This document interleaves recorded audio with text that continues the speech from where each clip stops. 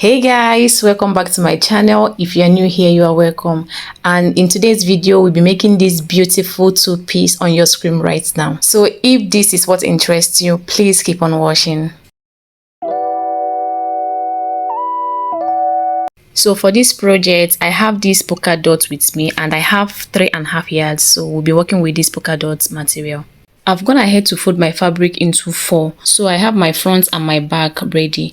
So I'll go ahead now to take my measurements. So for the front part, it's going to be kind of shirt stuff, so I have my 2.5 inches for button allowance. So for the neck of this shirt, I am working with 3 inches for the neck width and 1.5 inches for the length. So I'll go ahead now to mark my 3 inches and 1.5 inches. After that, I'll go ahead to connect my lines. So right now I'm going ahead to take my shoulder measurements and I'm taking 7.5 inches for my shoulder measurement. So go ahead and take yours. I will come down by 1 inch from that my shoulder line. I will come down by 1 inch and I will connect it to my neckline. So from my starting line, I'm going ahead to take my bust length. So my bust length is 10.5 inches. So I'll go ahead now to mark it. I'll also go ahead to mark my waistline, like from my shoulder line to my waistline, and I will mark my full length. The full length I'm using for this top is 28 inches and I added extra 1 inch for folding allowance. So I'll go ahead now to connect my lines. So from this my bust line, I'm coming up by 2 inches and this 2 inches is going to serve as my chest line.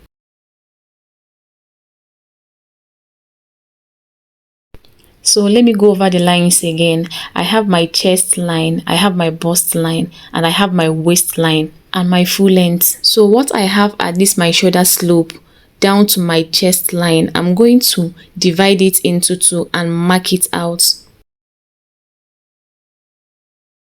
So after that, I'll go ahead to use my ruler to connect my shoulder slope down to my chest line. So from this midpoint that we marked earlier, from my shoulder to my chest line, I'm going to come in by 0.5 inch and I'll mark it like so. I've gone ahead to mark out my bust measurements and I marked my bust measurements at my chest line. So I'm going ahead now to connect my lines and I'll be connecting the lines that I have at my shoulder slope and the 0.5 inch that we came in by down to the measurements of my bust. So after I marked my bust measurements, I added extra 2 inches. What I have at my chest line, I'll bring it down to my bust line. I'll go ahead as well to impute my waist measurements, and my waist measurement is 7.5 and I'll add extra 2 inches for ease. So for the down part, I'll be taking my hip measurements. So go ahead and take your hip measurements and impute what you have and add extra 2 inches. So after I'm done marking my measurements, I'll go ahead now to connect my lines.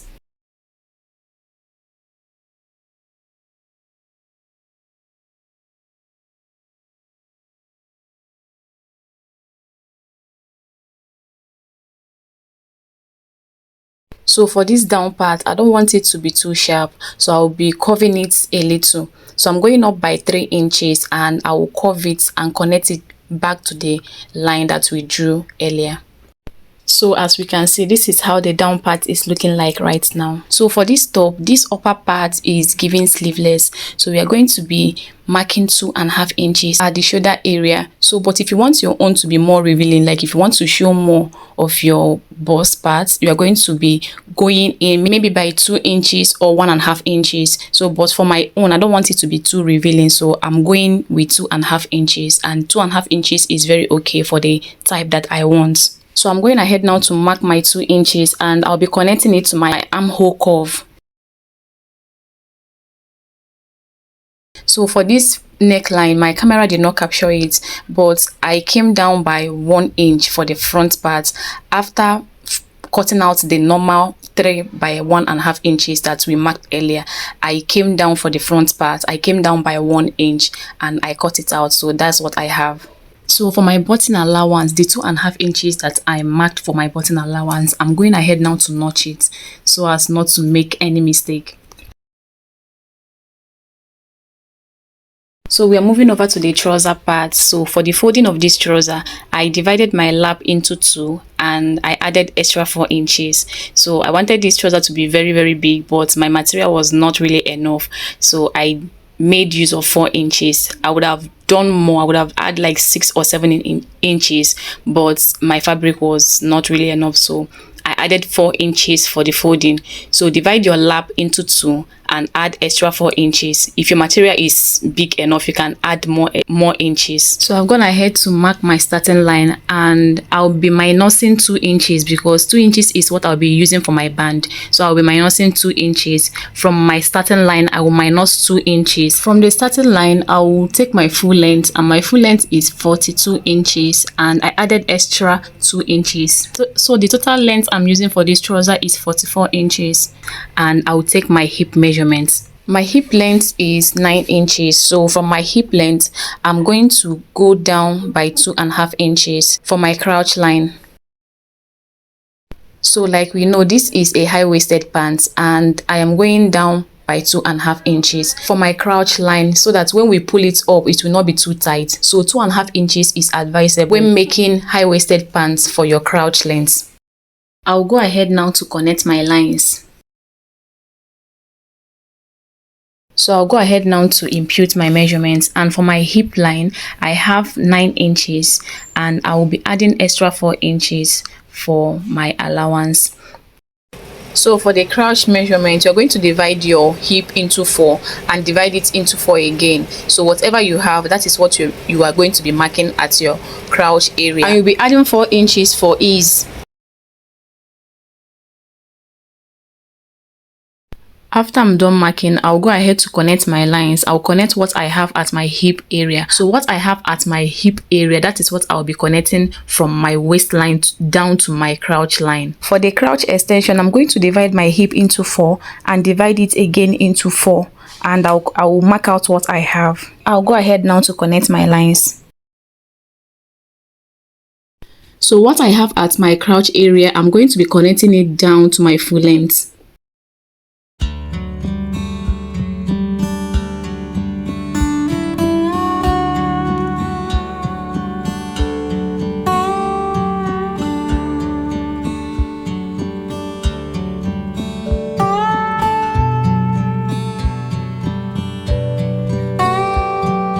I'll be using my front piece to cut out my back. At the crouch area for the back piece, I'm going to be coming out by 3 inches. At this waist area, I'm going to be coming out by 2 inches.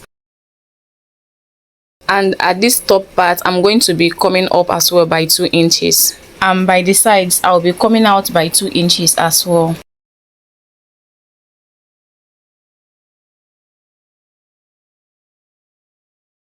At the hip area, I will also be coming out by 2 inches.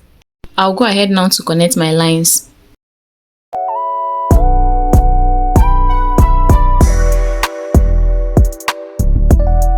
So from these 2 inches that I came up by, I'm going to connect it to meet with the waistline for the front side, and I'll be slanting it in this way. So after connecting my lines, I'll go ahead now to cut out what I have.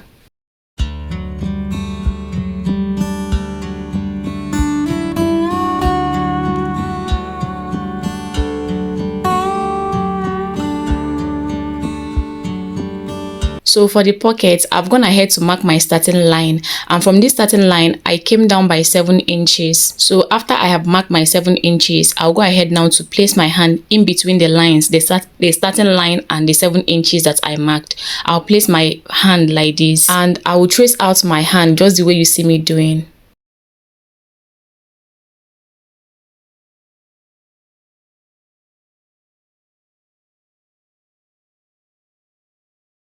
So after cutting out my pocket, I have 4 pieces, 2 for my front and 2 for the back.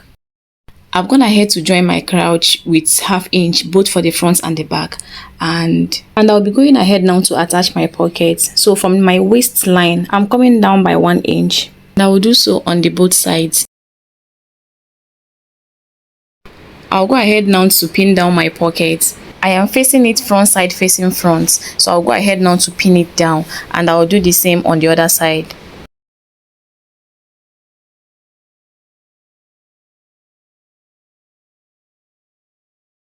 I'll go ahead to stitch down my pockets. I have gone ahead to stitch down my pockets both for the front and the back. So I'll be placing my back on my front and I'll go ahead to align them by the pocket sides. Obviously the back is bigger than the front because of the way we cut it. So we are going to be aligning them by the pocket side and we are going to stitch it down like so. I've gone ahead to stitch down my pocket and this is what my pocket is looking like right now. So I'm going ahead now to close up my crotch area. So just like we can see now, the back is longer than the front. So I'm going to be aligning them together as well and I will be sewing it all the way down. So I've gone ahead to stitch my crotch line, and for this waist part, I wanted it to be elastic but I later changed my mind. I'll be going for zip. So what I'll be doing now is to pleat my waist area. I'll be pleating it to get my waist measurements. So for my center line, I'll mark 4 inches. And from that 4 inches, I'll pleat it like so and I'll pin it down.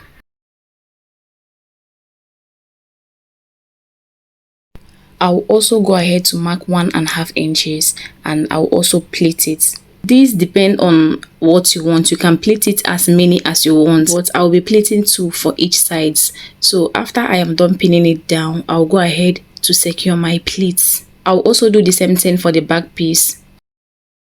After pleating it out, this is what I have. For the band of this trouser, I'm going to measure around what I have at the waist area and I will cut out my band.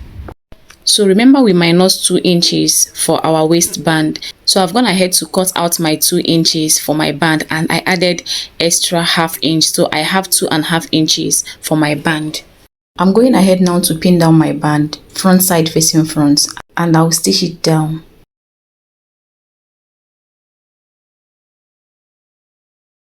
So I'm done fixing my band and this is what my trouser is looking like.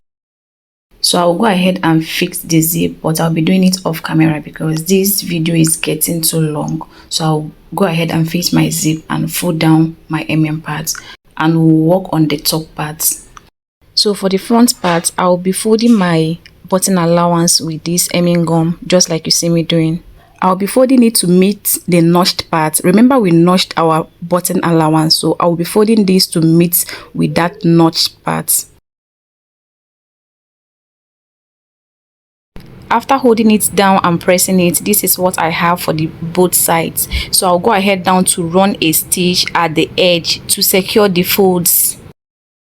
After stitching it down, I'll go ahead now to join the shoulders and I'll be placing it front side facing front, and this is what I have when I finish sewing it. I'll go ahead now to fold down my armhole area and I will stitch it down.